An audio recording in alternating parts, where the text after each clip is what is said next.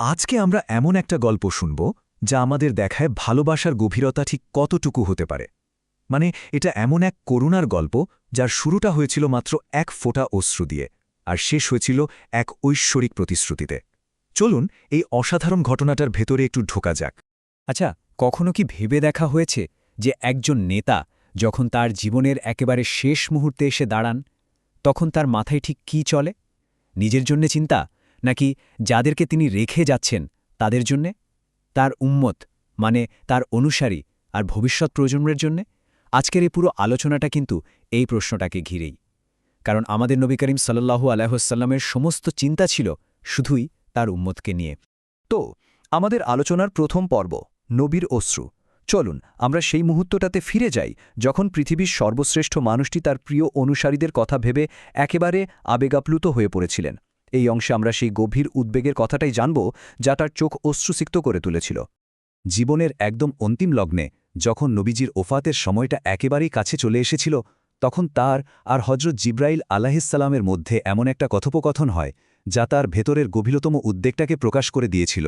একবার শুধু কল্পনা করুন, নিজের কষ্টের কথা, নিজের বিদায়ের কথা না ভেবে তিনি প্রশ্ন করছেন তার উম্মতের কষ্ট নিয়ে।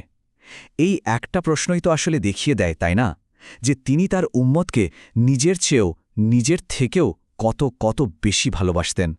আর যখন হজরত জিব্রাইল উত্তর দিলেন যে হ্যাঁ, তার উম্মতকেও মৃত্যুর যন্ত্রণা ভোগ করতে হবে, তখন এই কথাটা শুনেই নবীজির চোখ দিয়ে অঝরে অশ্রু ঝরতে শুরু করল। এই কান্নাটা ছিল তার উম্মতের প্রতি এক গভীর মমতা আর ভালোবাসার বহিঃপ্রকাশ। এবার দ্বিতীয় পর্ব, আল্লাহর পক্ষ থেকে বার্তা। কিন্তু গল্পটা এখানেই শেষ হয়ে যায়নি। নবীর সেই অশ্রু সরাসরি আল্লাহর আরশে পৌঁছে গিয়েছিল, আর ঠিক তখনই গল্পের মোড়টা ঘুরে যায় যখন পরম করুণাময় আল্লাহ তার প্রিয় নবীর সান্ত্বনার জন্য এক বিশেষ বার্তা পাঠান। নবীর এই যে ব্যাকুলতা, এটা দেখে জিব্রাইল ফিরে গেলেন এবং কিছুক্ষণ পরে আল্লাহর পক্ষ থেকে এমন এক বার্তা নিয়ে এলেন যার সাধারণ কোনো ওহী ছিল না। এটা ছিল সরাসরি নবীজি এবং তার উম্মতের জন্য এক ঐশ্বরিক সান্ত্বনা। আর সেই বার্তাটা ছিল কোরআনের এক অমূল্য রত্ন, আয়াতুল কুরসি। আল্লাহ তাআলা এটাকে শুধু একটা আয়াত হিসাবেই পাঠাননি, বরং দান করেছেন মৃত্যুর কষ্ট থেকে মুক্তির এক নিশ্চিত চাবিকাঠি হিসাবে। এখন আসছি তৃতীয় পর্বে, জান্নাতের প্রতিশ্রুতি।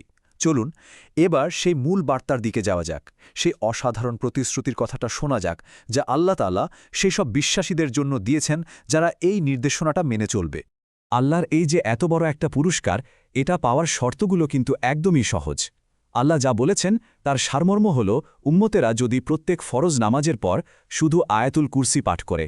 চিন্তা করা যায় কাজটা কত সাধারণ, কিন্তু এর প্রতিদান যে কি বিশাল। আর এর পুরস্কারটা কি?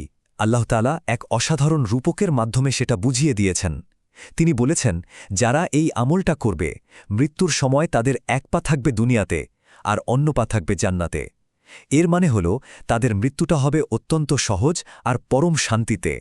এই অসাধারণ প্রতিশ্রুতিটার কথা একবার ভাবুন তো, কি সুন্দর আর প্রশান্তিময় একটা আশ্বাস। এটা আমাদের এটাই দেখায় যে বিশ্বাসীদের জন্য মৃত্যু কোনো যন্ত্রণার কারণ হবে না, বরং তা হবে জান্নাতের পথে একটা মসৃণ আর শান্তিময় যাত্রা। আমাদের আলোচনার চতুর্থ আর শেষ পর্ব, অফুরন্ত পুরস্কার।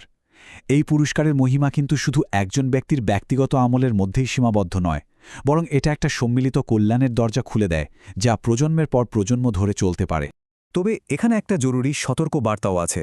বলা হয়েছে যে শয়তান সবসময় চেষ্টা করবে এই বার্তাটা যেন ছড়িয়ে না পড়ে, যাতে অন্যরা এই জ্ঞান থেকে বঞ্চিত থাকে। কাজেই এই জ্ঞানটা অন্যদের সাথে ভাগ করে নেওয়াটাও কিন্তু শয়তানের প্ররোচনার বিরুদ্ধে একটা সচেতন সিদ্ধান্ত।